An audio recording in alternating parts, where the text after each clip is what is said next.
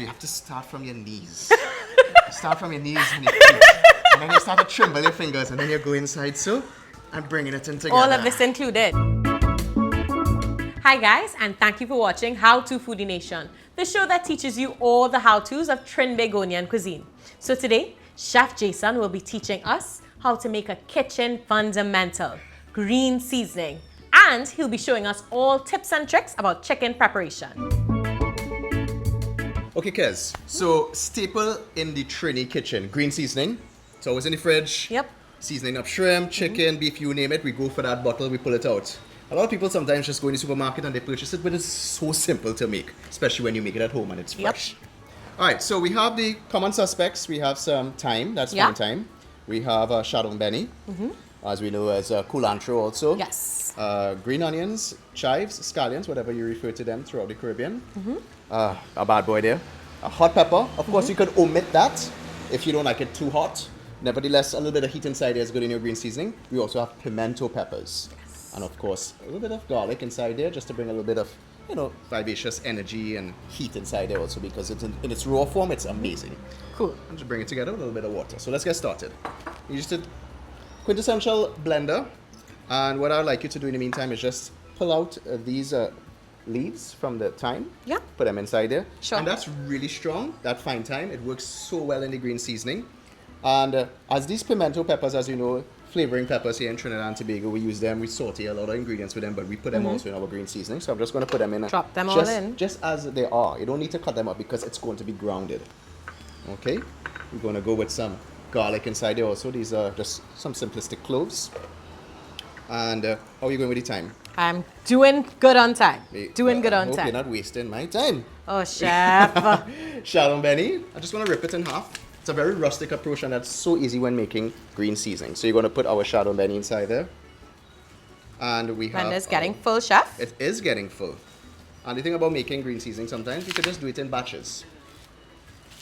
So I'm going to break the greens inside there. Chef, question. Talk to me. How long do we store our green seasoning when it's fresh like this? Pretty much when you make this, it can stand up to maybe 3 to 4 weeks inside of the refrigerator. Okay. In a nice bottle form. But pretty much it doesn't last that long because we're always cooking. So does it have to go into the refrigerator? Yeah, because it is grounded, it needs to be chilled because it has a lot of chlorophyll in these ingredients. And if we keep them out, they're going to go brown. So the chilling action actually keeps it fresh. Okay. Beautiful. So what we're going to do now is add a little bit of water inside there. Water. Of course, we're going to do it in batches. So we're going to go. And Kez, I need you to put on the top of the blender. Yes. I need you to pulse it 3 or 4 times just to evenly distribute the ingredients. Okay. And then run it on like about speed 3 or 4 until it's grounded. Let's go. All right.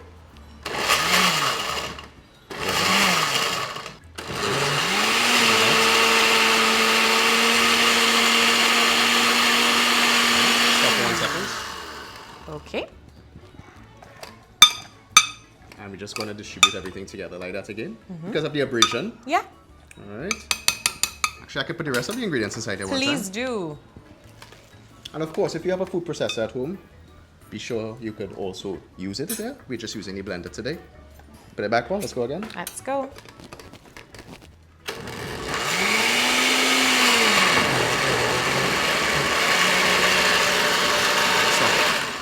Again, distributes, again, push down so the abrasion happens.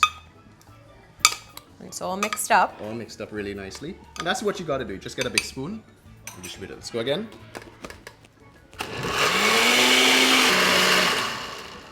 How are we looking now, chef? And this is what we're looking for, Kez. This beautiful, look at that. You see the specks of the pepper inside there, the pimentos, the thyme, the chives. And of course, this is just our little recipe for green seasoning. Be sure that you could make it versatile. You could put celery inside there also. Some people put ginger and play around with it. Podina, Spanish thyme, you name it. It's up to your taste, right? Exactly. And I mean, you put this inside of your refrigerator at home in a nice clean jar or container such as this. And you store it there for up to 3 to 4 weeks. And you could smell the vitality inside of this. Yeah. It is so fresh. You're seeing all the specks of the ingredients inside there. And of course, in any household in Trinidad and Tobago, Kezzianne, you would see this. And this is what makes our food so vivid, so vivacious. Definitely. So herbaceous. Smells so strong. great. It gives the food vitality. Of course, we're going to take this and season up our chicken now. So let's get to it. Let's go.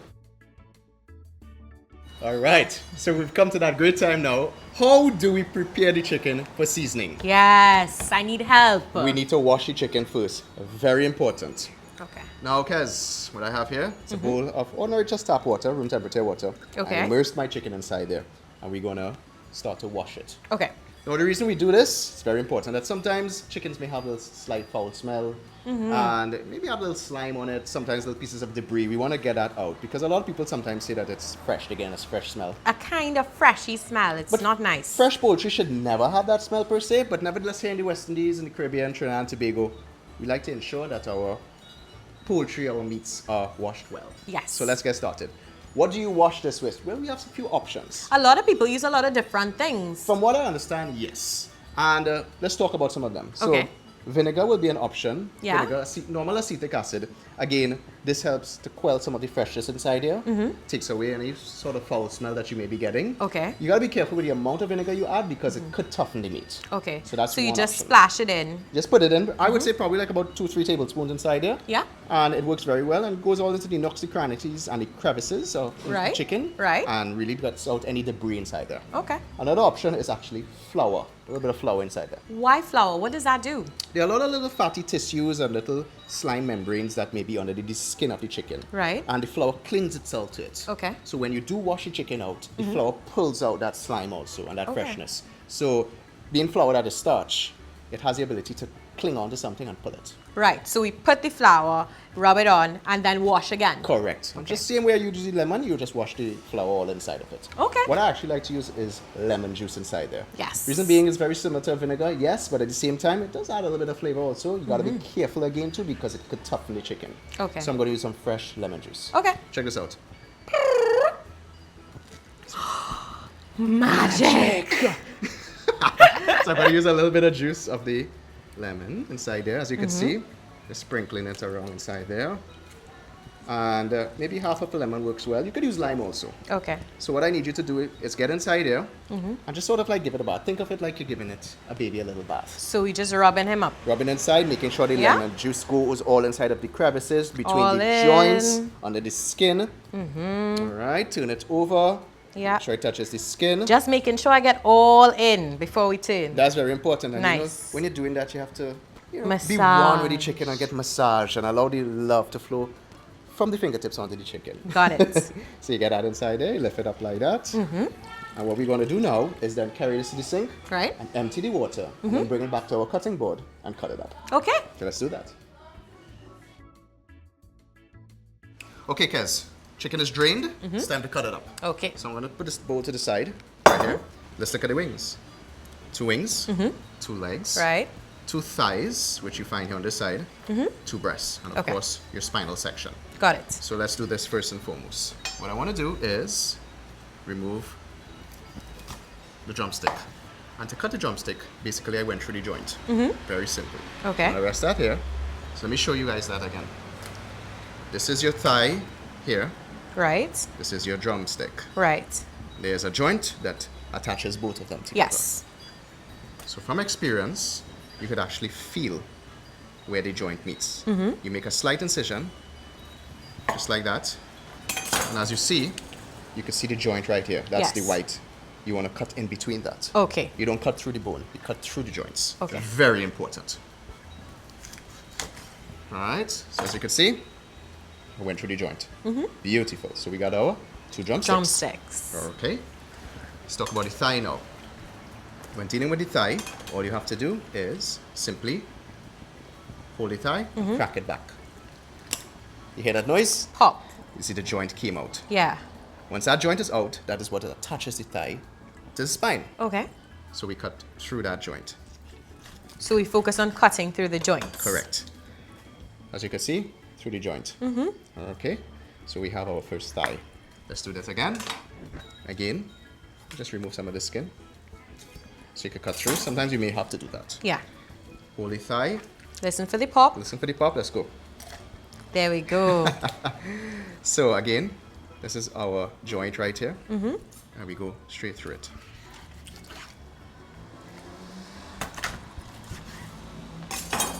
And we end up with our second thigh. Thigh. Beautiful.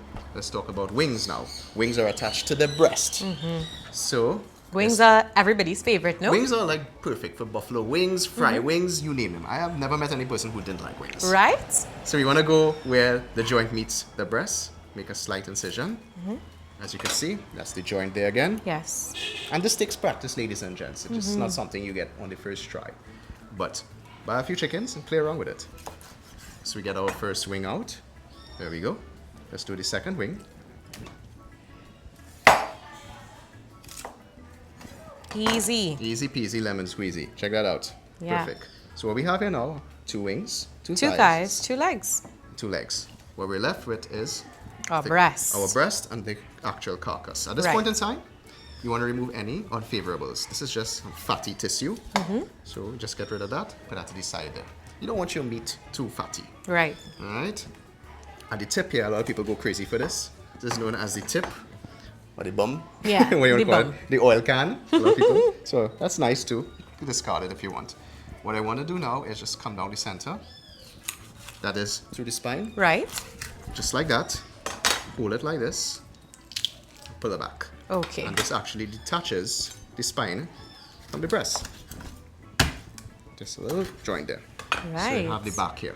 Okay. At this point in the back, you could then take this, which the neck is attached to, and just come down. So if you're doing stew, this is perfect. You make one incision here, and then you press down. Press.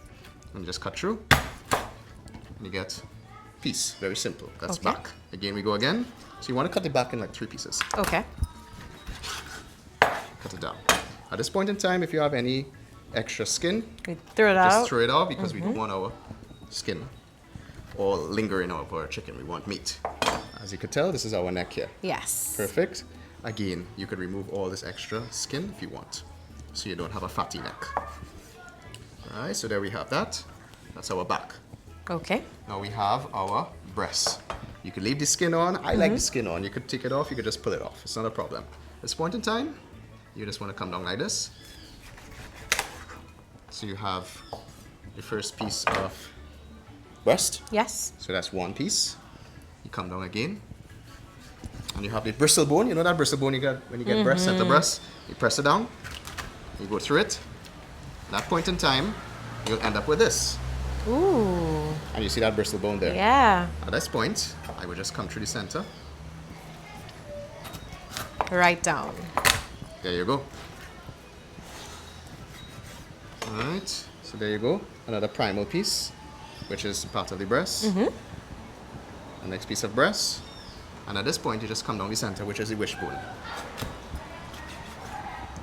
And this is pretty popular. Everybody who's eating stew chicken or pilau, That's the piece you look for. that's the piece you look for. A nice That's the piece of- piece you look for. It's great, so check that out.